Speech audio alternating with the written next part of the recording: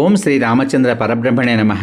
భగవద్బంధువులందరకు హృదయపూర్వక నమస్కారాలు. ఓం శ్రీ రామచంద్ర పరబ్రహ్మణే నమః. ఆపదామపహర్తారం దాతారం సర్వసంపదాం లోకాభిరామం శ్రీరామం భూయో భూయో నమామ్యహం. ఓం శ్రీ రామచంద్ర పరబ్రహ్మణే నమః. శ్రీ వాల్మీకి రామాయణం అయోధ్యాకాండం 87వ సర్గయందలి గల 1వ శ్లోకం నుంచి 23వ శ్లోకం వరకు గల అన్ని శ్లోకముల యొక్క వచన భావసారాన్ని భరతుడు శత్రుఘ్నుడు తల్లులను దుఃఖించుట, గుహుని రామాదుల భోజనము శయనము మున్నగు విషయములను గూర్చి ప్రశ్నించుట, గుహుడు ఆ ప్రశ్నలకు బదులు పలుకుట అనే కథగా విందాం. గుహుడు చెప్పిన చాలా అప్రియమైన ఆ వాక్యాన్ని విన్న భరతుడు అక్కడే కూర్చుండిపోయి ఆలోచించసాగాడు. ఆ భరతుడు క్షణకాలం తెప్పరిల్లి మిక్కిలి దుఃఖిస్తున్న మనసుతో కొరడాల చేత ఎక్కువగా కొట్టబడిన ఏనుగు వలె వెంటనే నేల మీద పడిపోయాడు. సమీపమునందే ఉన్న శత్రుఘ్నుడు శోకంచే పీడింపబడినవాడై ఆ విధంగా నేలపై పడిన భరతుని కౌగులించుకుని స్పృహ తప్పినవాడై బిగ్గరగా ఏడ్చాడు. ఉపవాసాల చేత కృషించి దీనలై భర్తృవియోగంతో దుఃఖిస్తున్న తల్లులందరూ భరతుని వద్దకు వచ్చి చేరారు. వారందరూ ఏడుస్తూ నేలపై పడిన ఆ భరతుని చుట్టి నిలబడ్డారు. కౌసల్య మాత్రం మిక్కిలి దుఃఖిస్తూ సమీపించి అతన్ని కౌగిలించుకున్నది. శోకంతో వ్యాకులురాలు, దీనురాలు, వాత్సల్యవంతురాలు అయిన ఆ కౌసల్య తన పుత్రుని కౌగిలించుకున్నట్లుగా భరతుని కౌగిలించుకుని ఏడుస్తూ అతనిని ప్రశ్నించింది. కుమారా, నీ శరీరాన్ని వ్యాధి ఏమీ బాధించడం లేదు కదా? ఇప్పుడు ఈ రాజవంశ జీవితము నీ మీదే ఆధారపడి ఉంది. రాముడు లక్ష్మణ సహితుడై వనానికి వెళ్ళిపోయాడు. దశరథ మహారాజు మరణించాడు.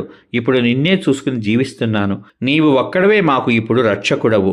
లక్ష్మణుని గూర్చి గాని, భార్యా సమేతుడై అరణ్యానికి వెళ్ళిన నా ఏకైక పుత్రుడైన రాముని గూర్చి గాని నీవు ఏదైనా అప్రియమైన వార్తను వినలేదు కదా అని ప్రశ్నించింది. ఆ భరతుడు క్షణకాలం ఊరడిల్లి కౌసల్యను ఓదార్చి ఏడుస్తూనే గుహునితో ఈ విధంగా అన్నాడు. ఓ గుహుడా, నా సోదరుడైన రాముడు రాత్రి ఎక్కడ నివసించాడు? సీత ఎక్కడ నివసించింది?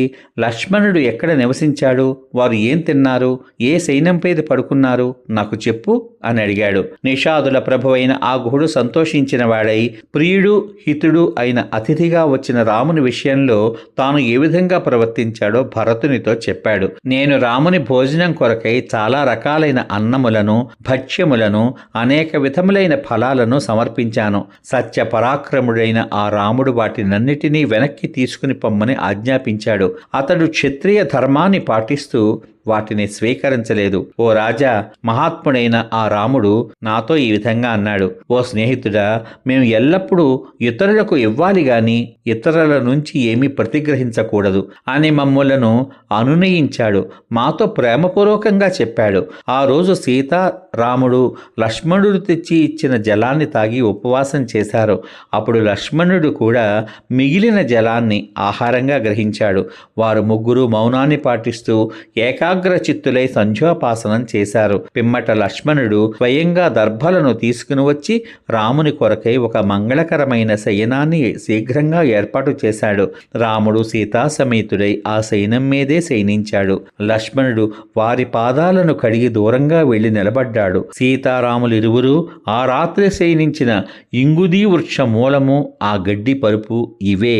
లక్ష్మణుడు అరచేతులను వ్రేళ్లను రక్షించు తొడుగులు ధరించి బాణములతో నిండిన అంబుల పుదులు వీపును కట్టుకుని నారి కట్టిన ధనుస్సును చేత ధరించి రాత్రంతా కూడా ఆ రాముని పరిశ్రమలందే నిలబడే ఉన్నాడు. అప్పుడు నేను కూడా ఉత్తమమైన బాణాలను, ధనుస్సును ధరించి ఏమరపాటు లేని ధనుర్ధరులైన బంధువులతో కూడినవాడనై మహేంద్రునితో సమానుడైన రాముని రక్షిస్తూ లక్ష్మణుడు నిలచిన చోటనే నిలబడ్డాను అని సమాధానమిచ్చాడు. సమాప్తం.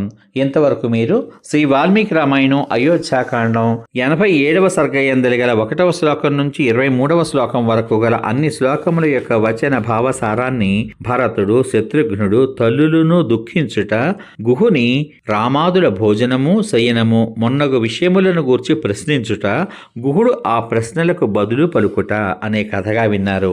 రేపటి భాగంలో అనగా శ్రీ వాల్మీకి రామాయణం అయోధ్యాకాండం 88వ సర్గయందలి గల 1వ శ్లోకం నుంచి 30వ శ్లోకం వరకు గల అన్ని శ్లోకముల యొక్క వచన భావసారాన్ని రాముని కుశశయ్యను చూసి భరతుడు మిక్కిలి శోకించుట, తానును జటావల్కలములు దాల్చి వనమునందు ఉండు తలంపును ప్రకటించుట అనే కథగా వింటారు. ఓం శ్రీ రామచంద్ర పరబ్రహ్మణే నమః. శ్రీరామ రామ రామేతి రమే రామే మనోరమే సహస్రనామ తత్తుల్యం రామనామ వరాననే. ఓం శ్రీ రామచంద్ర పరబ్రహ్మణే నమః. సర్వే జనా సుఖినో భవంతు. శుభమస్తు. స్వస్తి.